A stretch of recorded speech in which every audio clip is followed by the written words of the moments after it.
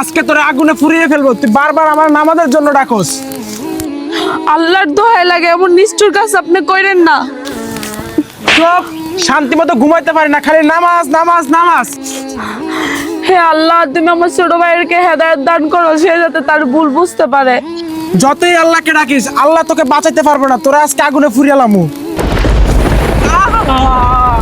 বোন, আমি যে সাপ হয়ে গেলাম, আমাকে তুই বাঁচা। আমার অনেক কষ্ট হচ্ছে।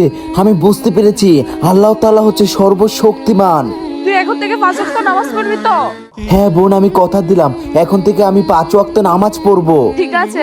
হে আল্লাহ, তুমি আমার ভাইকে কুকুর থেকে মানুষ বানিয়ে দাও, সে এখন থেকে 5 ওয়াক্ত নামাজ পড়বে।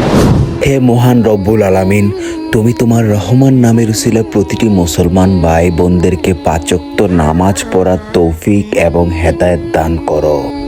যদি ইসলামকে এবং দ্বীনের পথকে ভালোবাসেন তাহলে অবশ্যই আমাদের ইউটিউব চ্যানেলটিকে সাবস্ক্রাইব করে যাবেন।